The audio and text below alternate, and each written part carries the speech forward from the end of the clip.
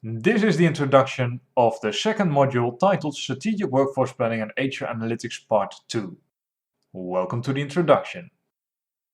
In the first module, you received an introduction to strategic workforce planning and a few of its applications. You learned about the basics, you learned about the importance of organizational strategy in relation to workforce planning and HR strategy.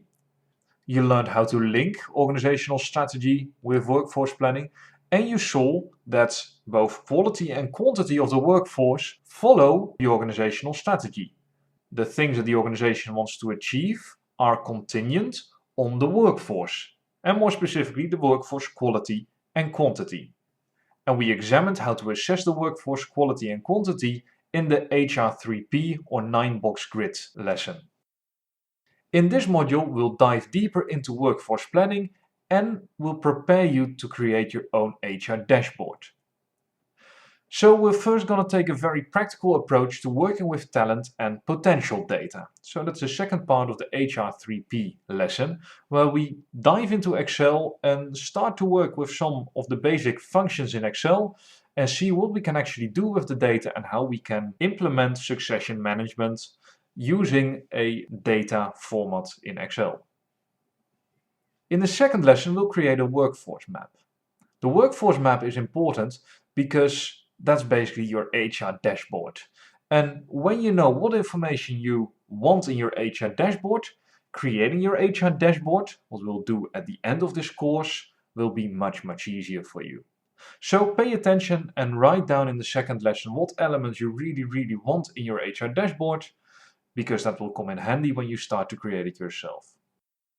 In the third lesson, we'll look at a very exciting topic that basically brings everything together. That's about scenario analysis. You're gonna identify the most impactful and uncertain elements that might happen in the future of your organization. And by doing so, you can map out a number, and by doing so, you can lay out a number of scenarios that might occur.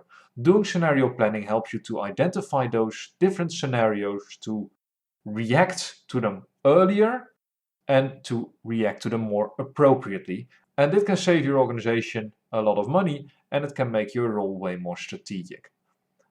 So in the third lesson, we dive into a scenario analysis exercise, and that's not something you can just do in half an hour, but that's something that takes a group of people a day, maybe 2 days, maybe even a week. But the minimum would be half a day to a day in order to complete it. So that's an excellent exercise, and I'll explain the basics to you so you can pick it up yourself and implement it within your organization.